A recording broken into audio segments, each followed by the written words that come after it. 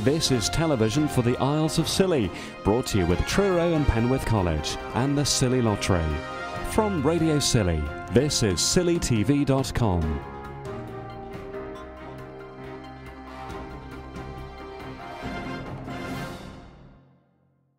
I would very much like to run the Royal Parks Half Marathon on the 9th of October.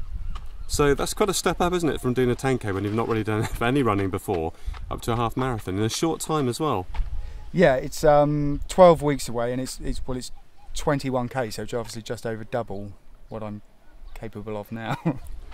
So have you spoken to anybody who knows about half marathons about this, or is it just a thing you've done of your own volition? No, I haven't spoken to anybody. Obviously, this is just another one of those ridiculous ideas that I just decided this morning. So it's a charity run. What do you need to do? Well, that's the thing.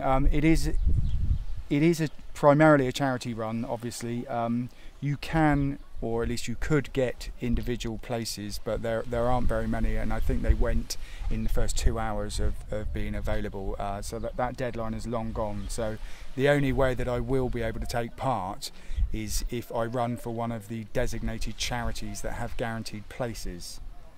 I've looked at the charities with available places, and the one that I've decided to run for, if everything comes together, is Bowel Cancer UK.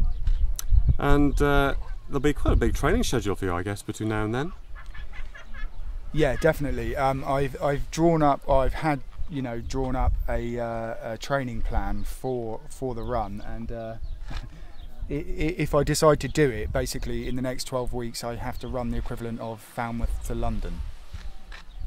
That's doable. Well, we'll see, won't we? That's not as easy as just turning up and doing it for the charity, though, is it? And you need some help to do that. Yeah, that's the key issue at the moment, really. In order to get one of the charities' guaranteed places, you have to guarantee them a certain amount of sponsorship, fundraising. Which in this case is roughly £400, I think. Now, under the circumstances, as you know, having literally just finished a sponsored event where everybody's been so generous, I don't feel particularly comfortable about just sort of turning around again within a matter of days, cap in hand, as it were. Everybody's been really, really good, but there's only so much.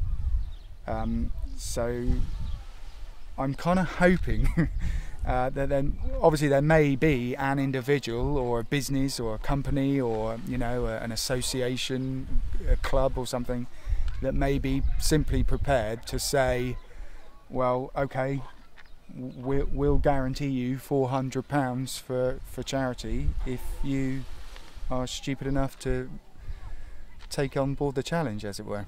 And the other things like getting to London and staying in London, you'll sort that out yourself? Yes, of course, yeah. I mean, much the same as last time. For my last run, I was very, very kindly supported by both BIH and the steamship company for transport to and from the islands. But from there on, it was all my own expense. Transport to and from London, accommodation, meals, all of that comes out of my own pocket. So it's not as though it's not costing me financially. I don't want anybody to think that everybody else is paying for it and I'm not. That's simply not the case.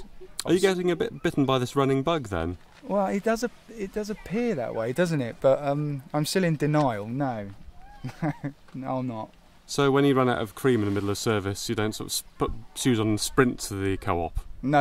I definitely just tell somebody else they need to go to the co-op.